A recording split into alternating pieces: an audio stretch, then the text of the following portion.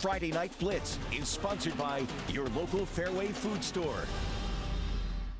We're a Dowling Catholic dance team, and you're watching Friday Night Blitz. Woo! Welcome into Friday Night Blitz. I'm Raina Garcia, joined by Jake Bren. Now, Jake, this game of the week was a little bit different in that it's not necessarily a rivalry game like we've seen the last couple of weeks. It's more of two teams that are kind of on opposite ends of the spectrum. Yeah, two teams that really do have a good history, but judging by record alone, it wouldn't seem like this game between Pella and Bondurant should be on anyone's radar, but history says otherwise. Pella is 0-3 and Bondurant is 3-0, but the Dutch have played a very tough schedule so far, with all three of their losses coming against top 10 teams in the state. Pella is just 2 years removed from a trip to state and have been one of the most consistent football programs in the state over the last 10 years. On the other side, Bondurant is a force. They made it to the 4A quarterfinals last season and have started where they left off. But no matter how lopsided the stats may seem, this game won't be a walk in the park for the Blue Jays. You know, Pella is a traditional powerhouse, and we have a ton of respect for them, and they're a really, really great program. And I know some people may look at the records, but it's very, very deceiving. They've played, three really, really good teams, and so they have, all of our respect, all of our attention. Their coaching staff does a tremendous job.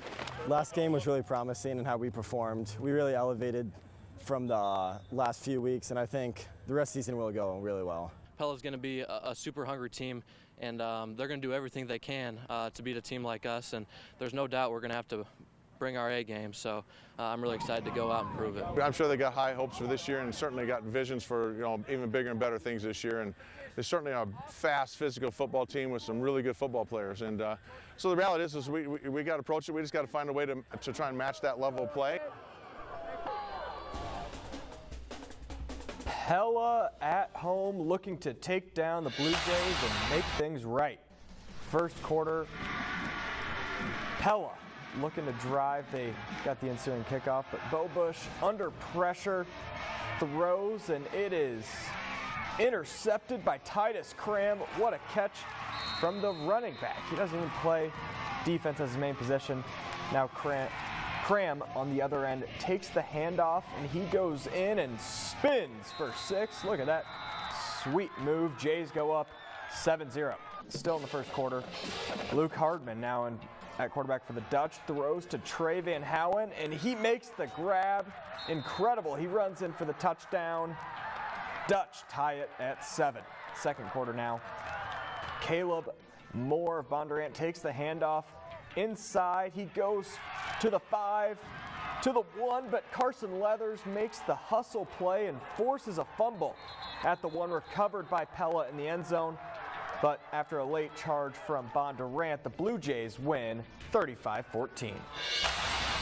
Well, you can now vote for the game of the week for week 6. We always do these a week in advance, so we always have you vote just so we can, have time to set up previews with each team leading up to the big game. So here are your choices for week 6. Norwalk versus Indianola, Dowling Catholic versus Johnston, Des Moines Christian versus Clark, and Roosevelt versus Des Moines North. Some pretty good choices there, but we had a top 10 showdown at Valley Stadium. Dowling Catholic hosting City High. We had to buckle up because this one was going to be good.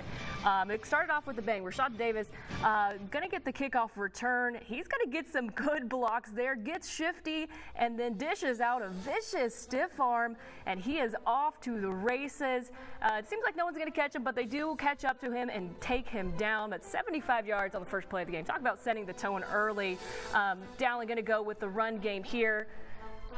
And that is going to be C.J. Phillip on the rushing touchdown to put the Maroons on the board.